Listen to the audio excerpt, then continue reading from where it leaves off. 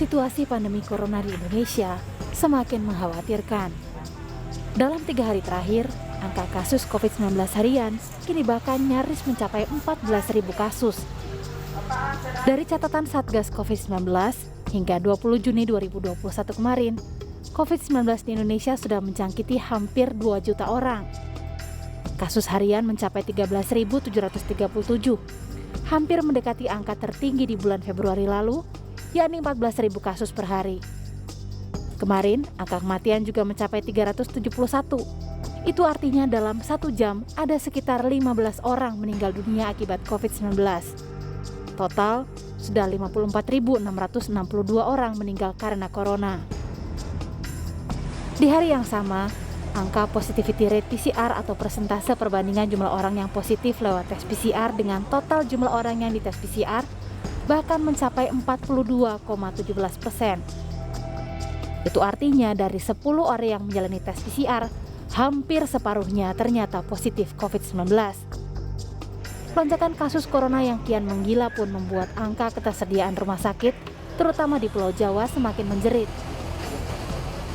Direktorat Pelayanan Kesehatan Kementerian Kesehatan per 19 Juni 2021 mencatat, 5 provinsi dengan angka keterisian tempat tidur rumah sakit akibat COVID-19 tertinggi.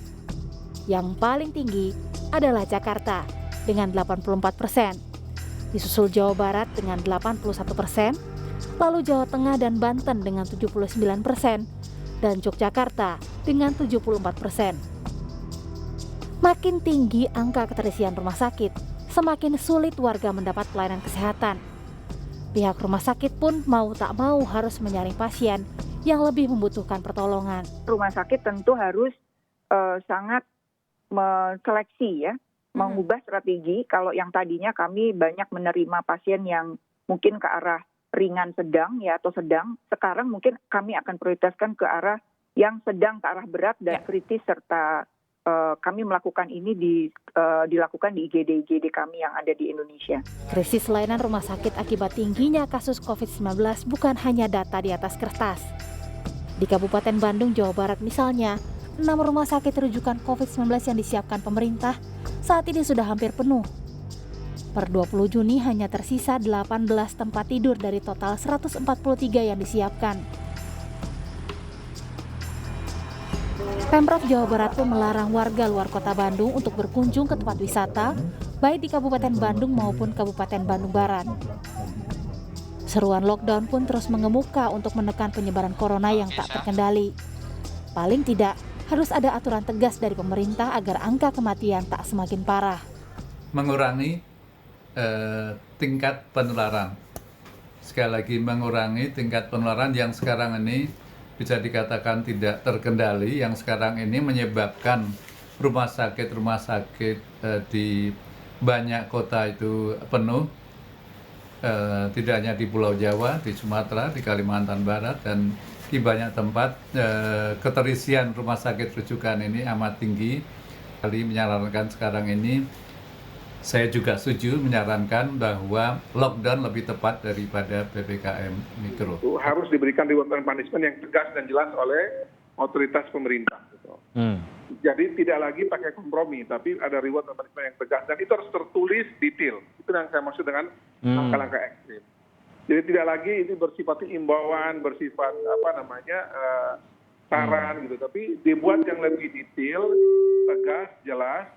Apa reward and punishment bagi siapa saja yang berkontribusi terhadap kenaikan kasus COVID ataupun bisa mengendalikan kasus COVID di daerahnya. Lockdown memang menjadi salah satu jalan cepat menurunkan sebaran kasus. Meski penuh kendala melakukannya, pemerintah harus bertindak cepat sebelum lonjakan kasus semakin mengerikan. Penindakan beginian kalau sporadis begini sulit pengawasannya. Saya juga bicara dengan beberapa kepala daerah, itu sulit, TNI Polri kan terbatas. Nah, jadi hal seperti ini kalau dilarang saja sudah total. Siapa yang keluar kena sanksi. Tetapi pemerintah harus menyediakan dananya. Pemerintah pusat ke daerah dan sebagai daerah, kalau saya tanya, mas uangnya nggak ada. Kalau di lockdown itu harus dikasih makan, dan kita lockdown 1 bulan saja. Kita lihat hasilnya. Jadi tegaslah sekarang. Jadi sekali lagi, denda atau apa itu bukan untuk memiskinkan, itu untuk mendidik kita semua.